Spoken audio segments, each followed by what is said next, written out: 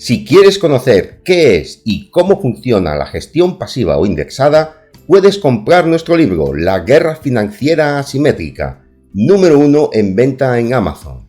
Podrás averiguar cuáles han sido los resultados históricos de este estilo de inversión. Tenéis el enlace en la descripción del vídeo.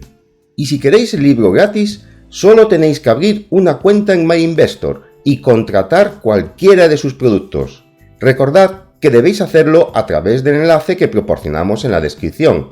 Poneos en contacto con nosotros una vez lo hayáis hecho y os lo enviaremos a casa. Luces y sombras de los mercados emergentes. Los mercados emergentes cautivan desde siempre la imaginación del inversor. Por imaginación queremos decir, por supuesto, su avaricia. Y esto se debe fundamentalmente al siguiente razonamiento. Los países cuya economía experimenta un crecimiento económico espectacular en términos de Producto Interior Bruto, necesariamente han de ofrecer una rentabilidad bursátil acorde con esa explosión de crecimiento. ¿Cómo no van a volar las bolsas de aquellos países cuyo Producto Interior Bruto crece a ritmos incluso de doble dígito, algo que en los países occidentales ya solo puede considerarse ciencia ficción? Pues lamentamos aguarle la fiesta al inversor aventurero y audaz, dispuesto a explorar las bolsas de los lugares más recónditos del mundo. Pero lo cierto es que no existe necesariamente una correlación entre crecimiento económico elevado medido a través del Producto Interior Bruto y correlativas y altas rentabilidades bursátiles. Hay varias razones para ello y las explicaremos en otro audio post. Pero quizá el oyente se acuerde del gráfico del MSCI China y de su pobre performance, cuando China ha sido un país que ha crecido incluso a doble dígito durante muchos años en términos de Producto Interior Bruto. Bien, pues una vez que ya hemos visto el universo invertible de los índices de MSCI y ya que hemos desgranado el que se considera el rey de todos los benchmarks de la indexación, a la indexación al mercado bursátil global, queremos decir, el MSCI World, pues vamos a echar un vistazo al otro pilar del MSCI All Countries World Index, que es el MSCI Emerging Markets. Este índice comenzó su singladura el 30 de junio de 1988 y representa a la gran y mediana capitalización de 24 países, cubriendo aproximadamente el 85% de la capitalización de mercado ajustada al free float de cada país. En la imagen podemos ver a todos sus miembros. Y destacamos aquí que no todos los países que componen el MSCI Emerging Markets son países en vías de desarrollo emergentes. No lo es, por ejemplo, Chile en América, ni la República Checa en Europa, ni Corea del Sur en Asia. Hay países realmente ricos, como Qatar, y otros no tan afortunados, como Sudáfrica. Las dos grandes potencias emergentes, la ya consagrada China y la India, se encuentran también en este índice, junto a países enormes y muy poblados como Brasil o Indonesia. Componen este índice, pues, los siguientes países. De América, Brasil, Chile, Colombia, México y Perú. De Europa, Oriente Medio y África tenemos a la República Checa, Egipto, Grecia, Hungría, Kuwait, Polonia, Qatar, Arabia Saudita, Sudáfrica, Turquía y los Emiratos Árabes Unidos. En Asia están China, India, Indonesia, Corea, Malasia, Filipinas, Taiwán y Tailandia. El actual número de empresas del MSCI Emerging Markets asciende a nada más y nada menos que a 1.386, teniendo un tamaño medio de 4.058 millones de euros y mediano de 1.562 millones. Podéis verlo en la imagen. La empresa más grande es Taiwan Semiconductor, que capitaliza más de 300.000 millones de dólares, mientras que la más pequeña suma solo, atención, 78 millones. No sabemos qué entiende MSCI por mediana capitalización al ver cifras de este tamaño.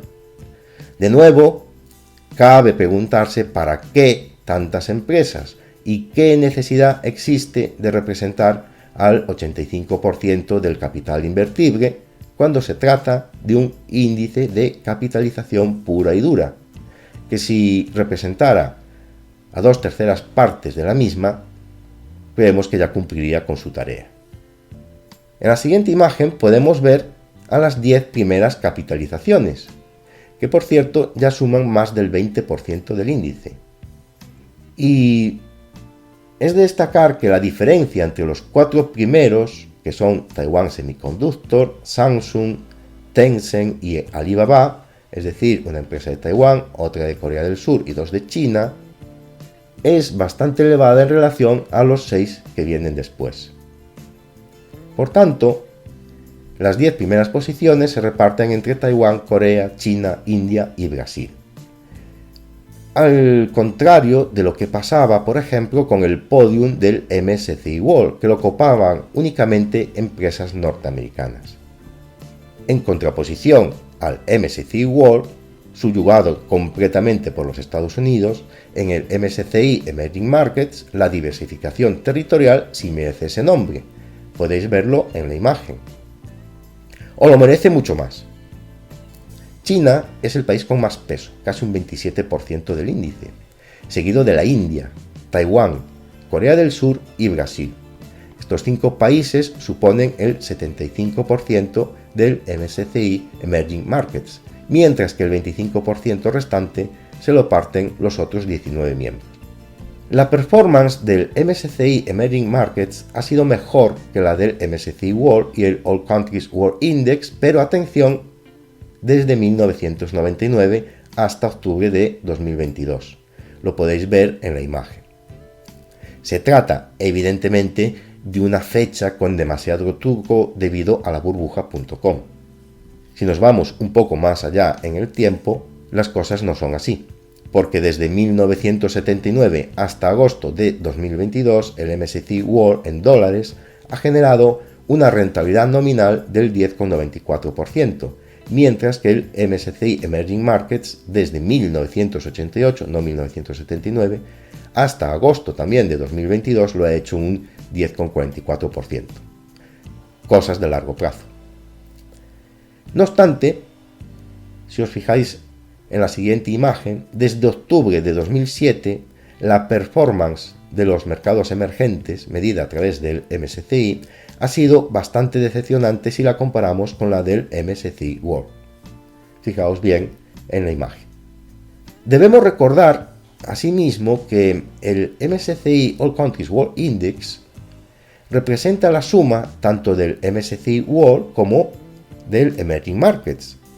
Sin embargo, no deja de ser un índice de capitalización, como siempre, pura y dura, y por tanto, dominado por la bolsa norteamericana. En la imagen que podéis ver ahora, se aprecia la distribución territorial del índice MSCI All Country World Index.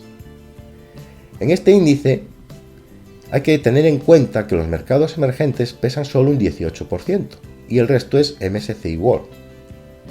Es más, en el All Countries World Index no hay ningún emergente entre los 5 principales mercados, excluyendo a Estados Unidos.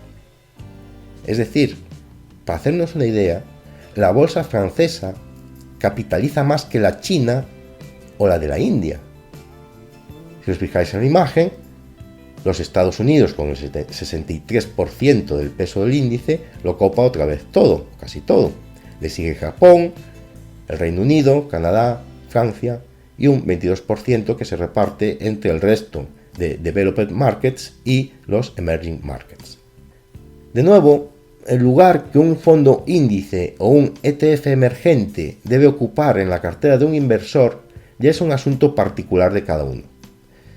A medida que proliferen los instrumentos referenciados ya al MSCI All Countries World Index, no solo al MSCI World y al Emerging Markets por separado, este inversor no tendrá, sin embargo, ya mucho en lo que pensar, salvo quizá si necesita 2.897 empresas que representen el 85% del capital invertible de 47 países, donde solo 5 de ellos ya suponen el 78% del índice y uno solo el 63%. Debate de nuevo abierto.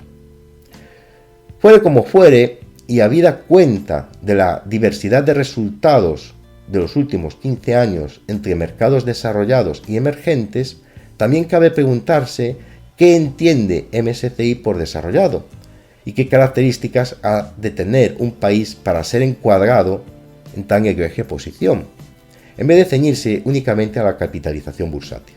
Es un tema muy amplio y ya hemos anunciado que hablaremos de él próximamente. Pero antes, los Frontier Markets. Muchas gracias a todos.